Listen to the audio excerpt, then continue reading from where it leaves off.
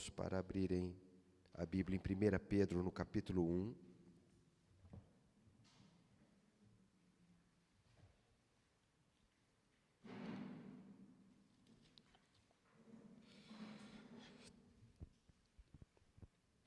Primeira Pedro, capítulo 1, vamos ler aqui alguns poucos versículos a partir do verso de número 13. E diz assim a Escritura, 1 Pedro 1. Portanto, cingindo os lombos do vosso entendimento, sede sóbrios e esperai inteiramente na graça que se vos ofereceu na revelação de Jesus Cristo. Como filhos obedientes, não vos conformando com as concupiscências que antes havia em vossa ignorância. Mas como é santo aquele que vos chamou, sede vós também santos em toda a vossa maneira de viver. Porquanto está escrito, sede santos, porque eu sou santo. E se invocais por Pai, aquele que sem acepção de pessoas julga segundo a obra de cada um, andai em temor durante o tempo da vossa peregrinação, sabendo que não foi com coisas corruptíveis, como prata ou ouro, que fostes resgatados da vossa vã maneira de viver, que por tradição recebeste dos vossos pais, mas com o precioso sangue de Cristo, como de um cordeiro imaculado e incontaminado, o qual, na verdade, em outro tempo foi conhecido antes ainda da fundação do mundo, mas manifestado nestes últimos tempos por amor de vós. Amém. Até aqui. Hoje eu gostaria de falar sobre este tema que o apóstolo Pedro aborda nesses versos, sobre a santidade cristã. Então eu gostaria de falar sobre o cristão e a santidade. Se nós formos no capítulo 6 do livro de Isaías, veremos que o profeta teve uma visão do Senhor assentado num alto e sublime trono, enquanto os serafins voavam clamando, Santo, Santo, Santo é o Senhor dos exércitos, toda a terra está cheia da sua glória. É uma passagem muito conhecida, os irmãos tenho certeza que conhecem. No Novo Testamento, no capítulo 4 de Apocalipse, narra uma visão também, mas dessa vez do apóstolo João, no qual ele vê Deus assentado num trono no céu, rodeado por 24 anciãos. E nessa visão também haviam 4 seres viventes com 6 asas e olhos que cobriam os seus corpos, que clamavam sem parar, diz o texto, Santo, Santo, Santo é o Senhor, Deus Todo-Poderoso, aquele que era, que é e que há de vir. Então, nos dois textos, tanto do Antigo quanto do Novo Testamento, a gente vê essa expressão, né, nessas visões da santidade de Deus. E aqui, esse Santo, Santo, Santo é uma expressão que designa que Deus é santíssimo na verdade.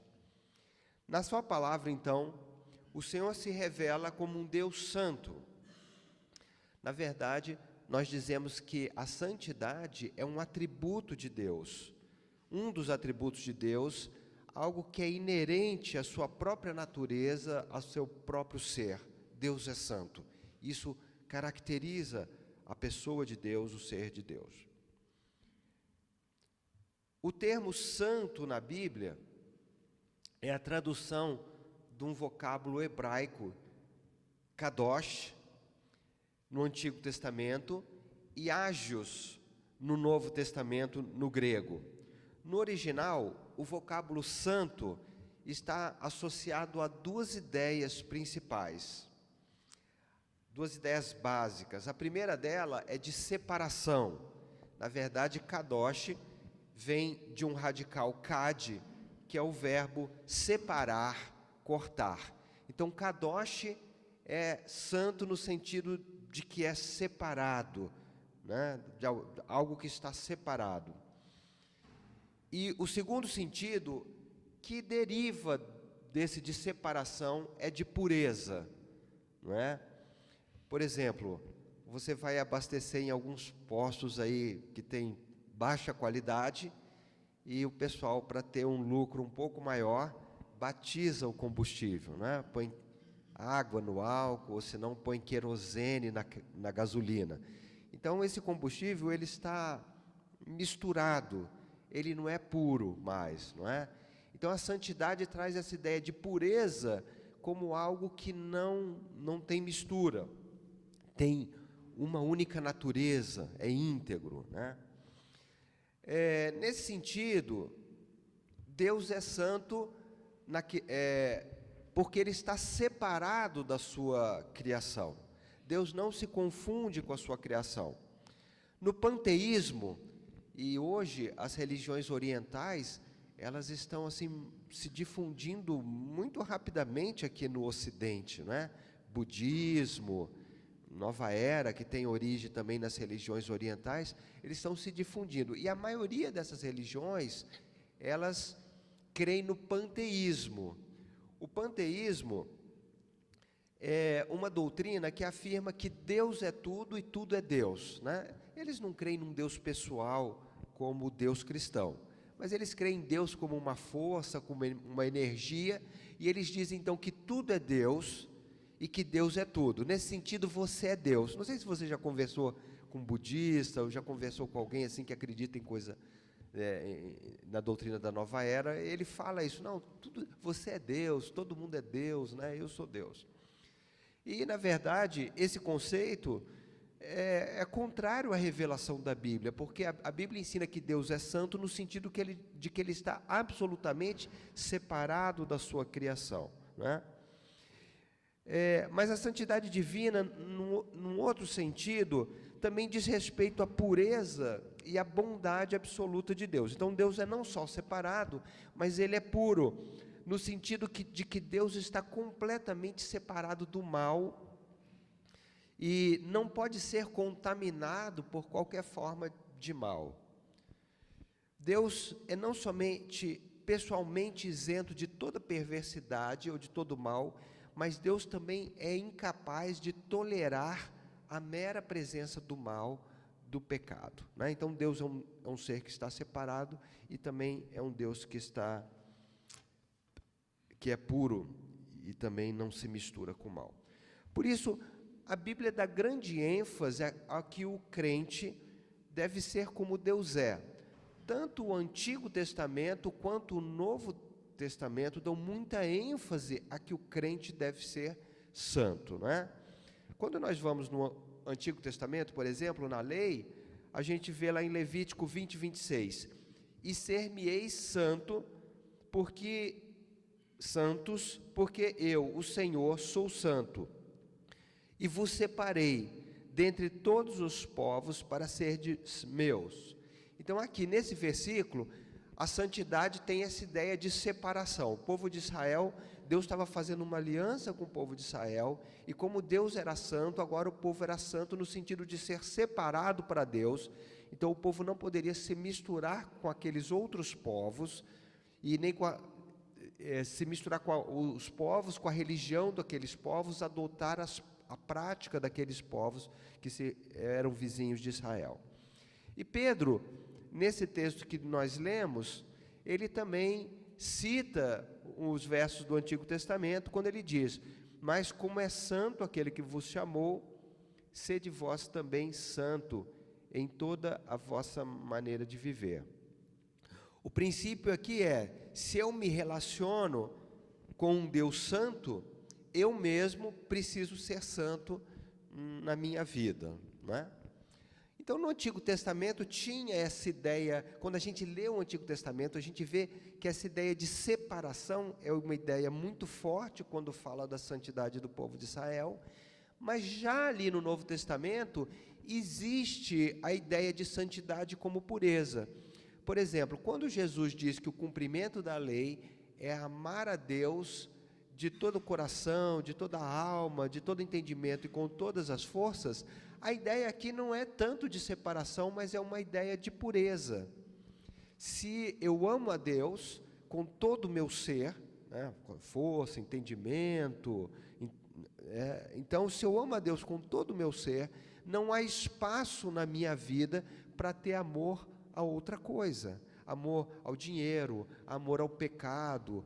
Essa é a ideia de pureza. A única coisa que está em mim é o amor puro, amor a Deus com todo o meu ser, e quando eu amo a Deus com todo o meu ser, eu amo também ao próximo, porque Deus é amor.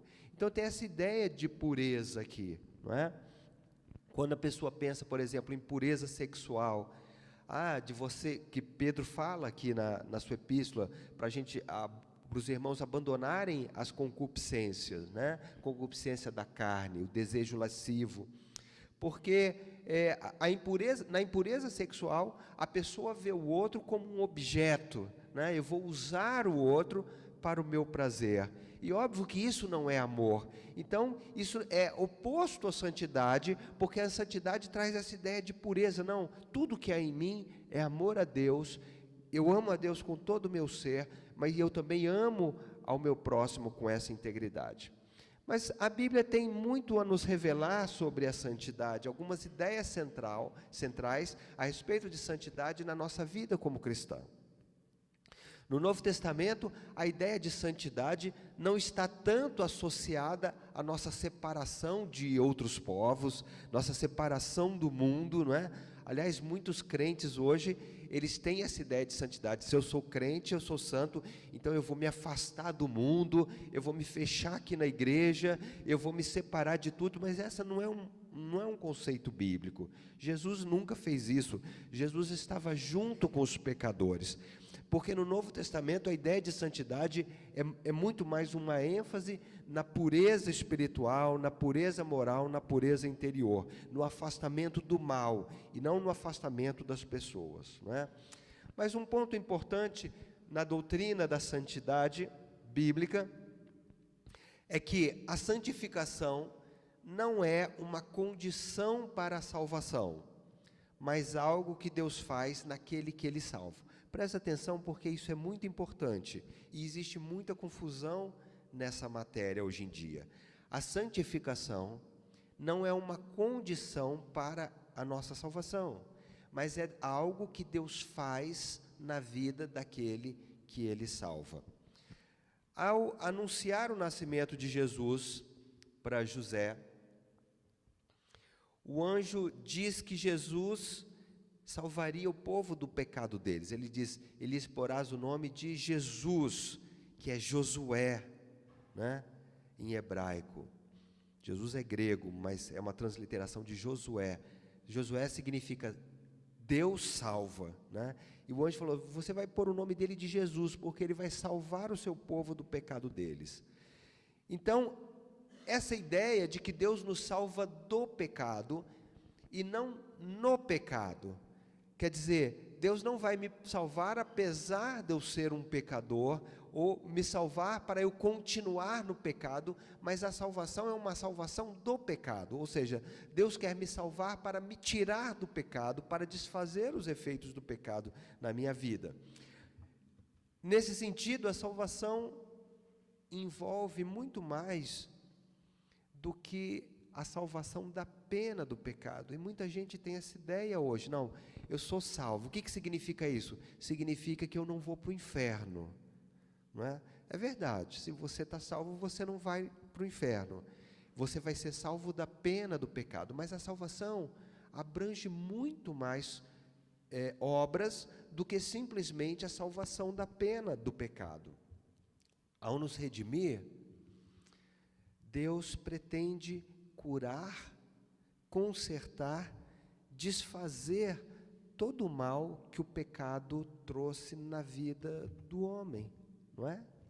Então, a gente costuma dizer que na nossa conversão, Deus nos salva da pena do pecado ao nos justificar. Mas na nossa santificação, que envolve esse processo de uma vida inteira, Deus vai nos salvando do poder do pecado. Ou seja, à medida que nós crescemos na fé, na maturidade cristã e na santificação, o Senhor vai nos dando o poder de viver uma vida livre do poder do pecado, não é? E na glorificação, quando estivermos estivermos no céu, nós vamos estar livres da própria presença do pecado, porque no céu não vai haver pecado. Mas o conceito importante, então, é que que a santificação, ou melhor, ela não é uma condição para a salvação, mas ela é o resultado da salvação. O segundo conceito importante que a Bíblia nos ensina, que todo crente deve ter sempre na sua mente, na sua vida cristã, é que Deus deseja a nossa santificação. E isso é muito importante, não é? Essa é a vontade de Deus para cada um dos seus filhos. Deus quer a nossa santificação.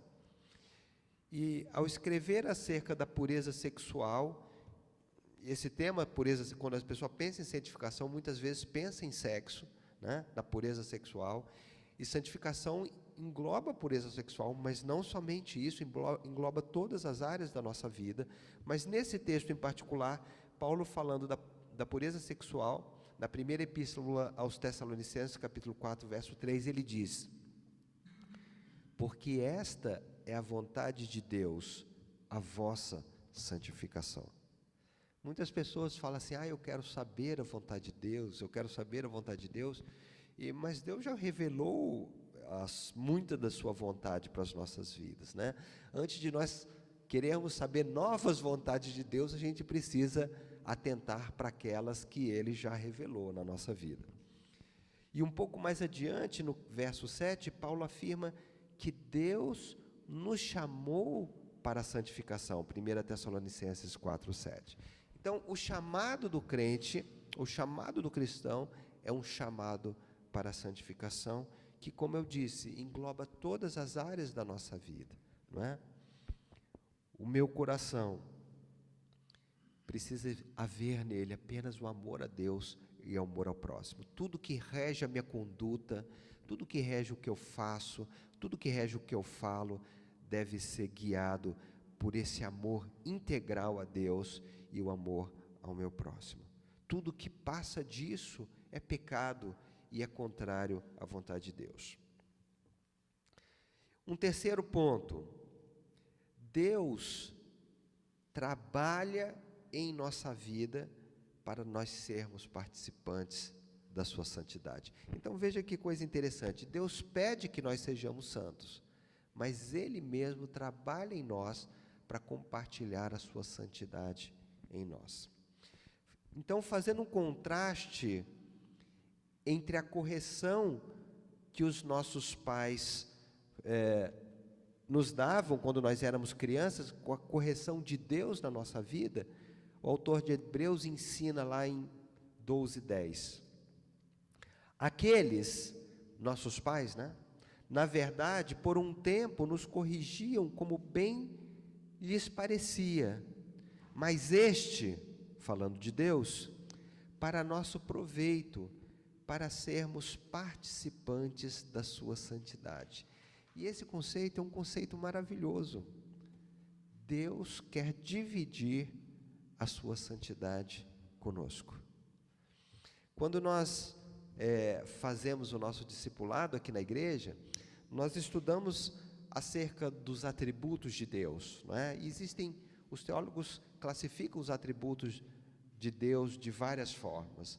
E uma das divisões que se apresenta para os atributos de Deus é entre atributos que Deus compartilha com as suas criaturas e atributos que Deus não compartilha com as suas criaturas. Por exemplo, Deus não compartilha a onipotência, a onisciência, a onipresença. São atributos que só Deus tem e Ele jamais compartilha desses atributos com as suas criaturas, não é?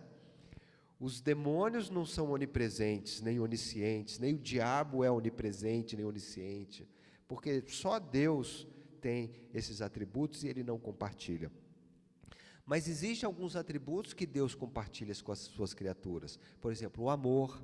Deus ama, Deus dá o seu amor para as suas criaturas e Ele exige que as suas criaturas amem. Da mesma forma a sua justiça e da mesma forma a santidade de Deus. Deus é santo e Ele quer que as suas criaturas sejam santas e Ele também compartilha da sua santidade com as suas criaturas.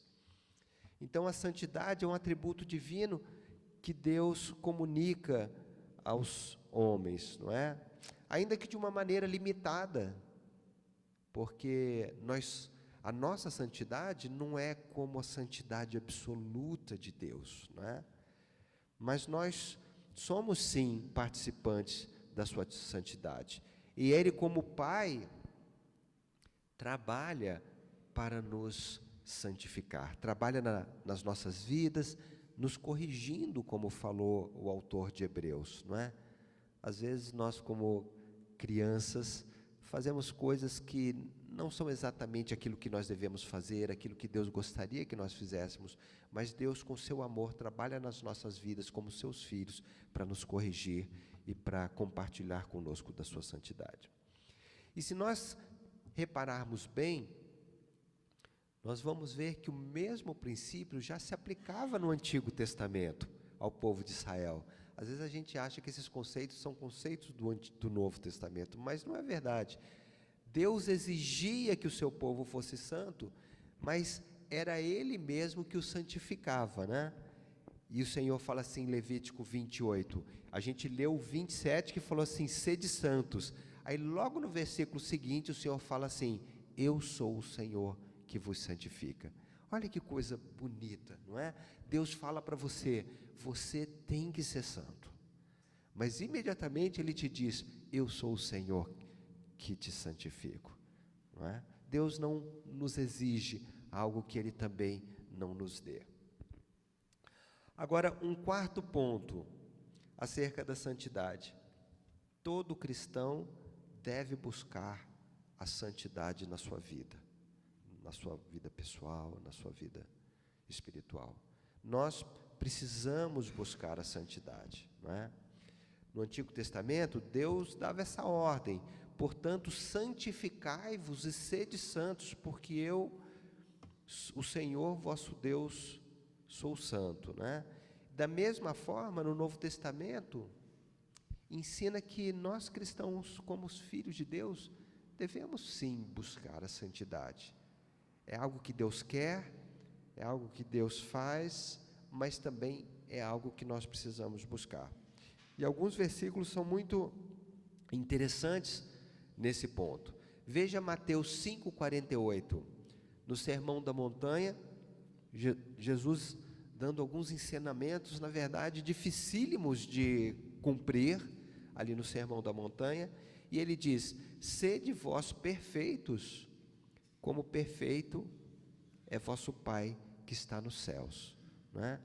Então, é algo que o próprio Jesus está repetindo no Novo Testamento. Nós precisamos ser perfeitos como Deus é perfeito. Hebreus 12,14,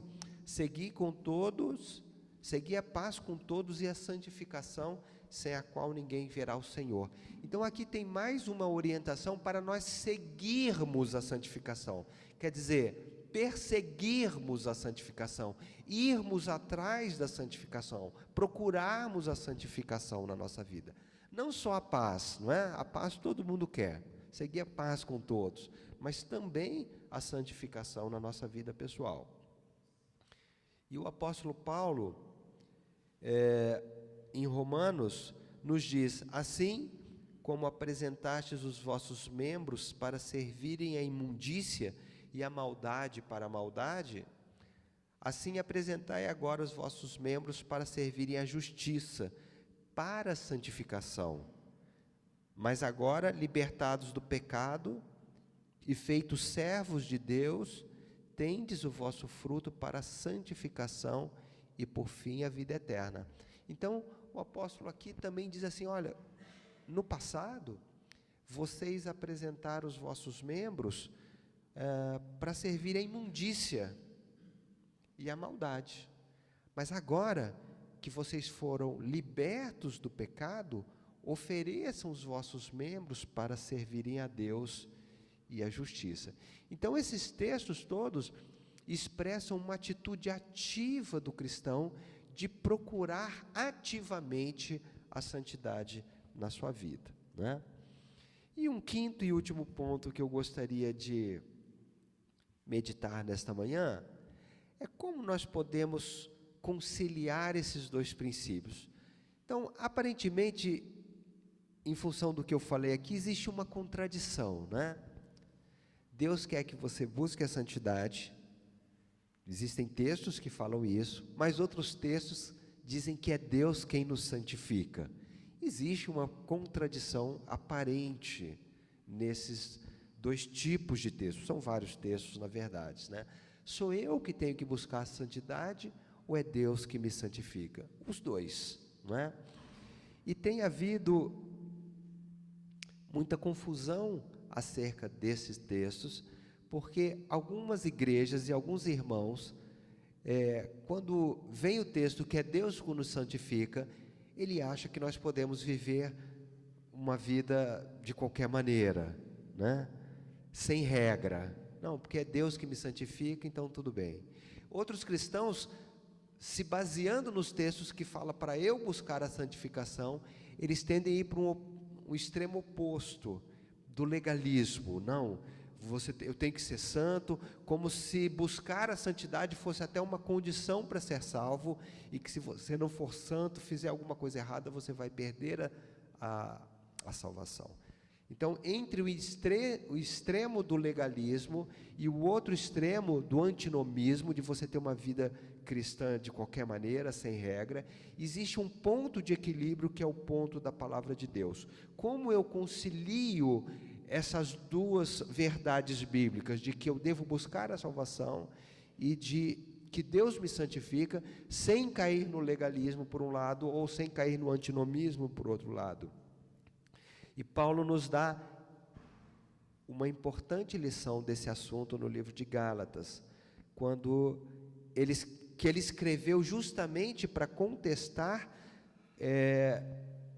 mestres que ensinavam que os cristãos precisavam cumprir a lei de Moisés. Gálatas foi escrito justamente para combater essa ideia de que o cristão precisava cumprir a lei de Moisés, não é? E o tema do livro de Gálatas é justamente a liberdade que nós temos em Cristo, liberdade da lei. E ele diz assim em Gálatas 5:3: porque vós, irmãos, não fostes chamados à liberdade, vós fostes chamados à liberdade. Não useis então da liberdade para dar ocasião à carne.